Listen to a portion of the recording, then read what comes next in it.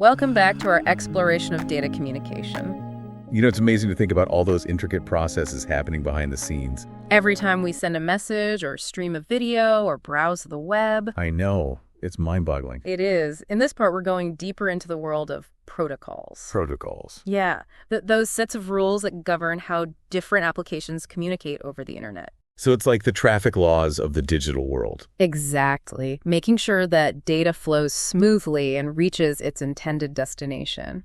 So we've got the data highways and traffic management systems. Right. Now we need the rules of the road to keep everything in order. Exactly. And one of the most important sets of rules is TCP/IP. TCP/IP. It's like the constitution of the internet, laying the foundation for how data is transmitted.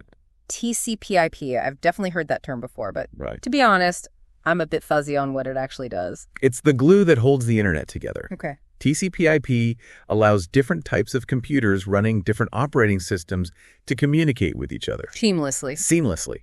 It's a suite of protocols that ensures reliable data transmission no matter what devices are involved. So it's like a universal translator for computers. That's a great way to put it. TCP/IP breaks down information into packets. Like sending a message in a series of envelopes, Right. and then reassembles them at the destination, making sure everything arrives in the right order. You know, the sources mention TCP and IP separately. Right. Are they two sides of the same coin? You're right. TCP and IP are distinct protocols, but they work hand in hand. Time.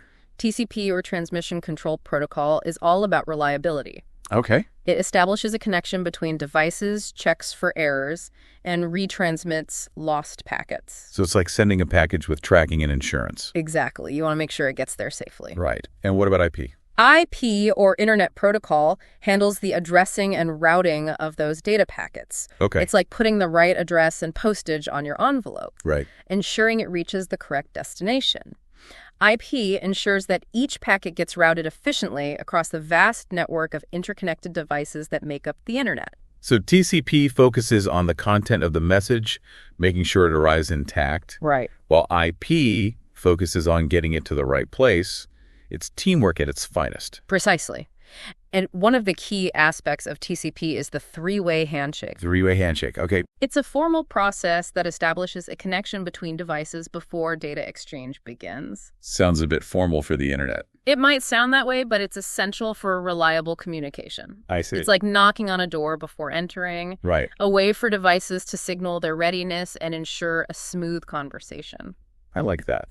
But what about when the internet gets crowded, like rush hour traffic?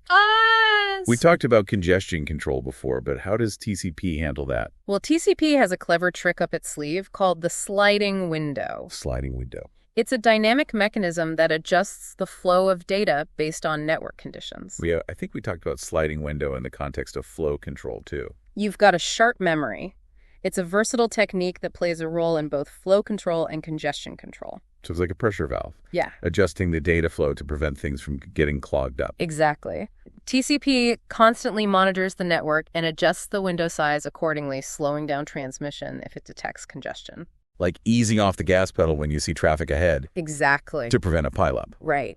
So TCP/IP is like the bedrock of the internet. It is. But there must be other protocols at play, right? What about when we send emails or stream videos? Absolutely. TCP/IP provides the foundation, but there are specialized protocols for different types of applications. Right. Let's take email, for example. Yeah. Every time you send or receive an email, a protocol called SMTP is at work behind the scenes. SMTP. Okay. SMTP, or Simple Mail Transfer Protocol, defines the rules for formatting email messages, routing them through the internet, and delivering them to mail servers. So it's like the postal service of the digital world. Exactly. Ensuring that your electronic letters reach their intended recipients.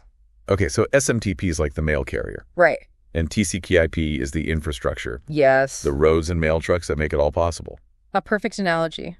SMTP relies on TCP for reliable transport, Right. ensuring that your emails arrive safe and sound, just like those precious packages we talked about earlier. Gotcha. But email often involves more than just text. What about attachments and pictures and different file formats? That's where MIE comes in. MAE, or Multi-Purpose Internet Mail Extensions, is like an add-on for SMTP, allowing it to handle different types of data. So it's like being able to send not just letters, but also packages and postcards through the mail. Exactly. MIME encodes non-textual data like images or audio files into a format that can be transmitted via email. So it's like wrapping your gift before sending it. Exactly, ensuring that it arrives in one piece and can be opened by the recipient. That's a great way to explain it. But email seems almost old-fashioned compared to like video calls and streaming services. Right. Do those use different protocols? You're right. Real-time communication requires a different set of rules. For streaming, audio, and video protocols like RTP and RTCP come into play. RTP and RTCP. RTP, or Real-Time Transport Protocol, handles the packetization and transmission of audio and video data, making sure it arrives smoothly and with minimal delay. Think of it as a high-speed courier service for your Netflix binge sessions. So RTP is all about speed and efficiency, making sure that the video doesn't keep buffering. Exactly. And RTCP, or Real-Time Control Protocol, works in tandem with RTP, providing feedback on network conditions, packet loss, and jitter. Jitter. Is that what causes those annoying moments when the audio goes out of sync in a video call? You got it. Jitter refers to variations in packet arrival times, which can disrupt the smooth flow of real-time data. I see. RTCP helps to minimize those disruptions by monitoring the quality of the stream and providing feedback to the sender, allowing them to adjust the transmission for optimal performance. So it's like having a built-in quality control system for our video calls and streaming services. Precisely. But these real-time applications face unique challenges compared to something like email or web browsing. Like what? Well, imagine trying to have a conversation with someone on the other side of the world. Right. Those delays can be frustrating. Oh, I know that feeling all too well. That's latency in action. Latency? It's the delay between sending and receiving data. And it can be a major obstacle for real-time applications like video conferencing and online gaming. So it's all about minimizing those delays to create a more seamless experience. Exactly. Streaming services and real-time applications employ various techniques to combat latency. Like optimizing network routes, prioritizing real-time traffic, and buffering data to smooth out any fluctuations in network conditions. It sounds like a constant battle against the laws of physics. You could say that.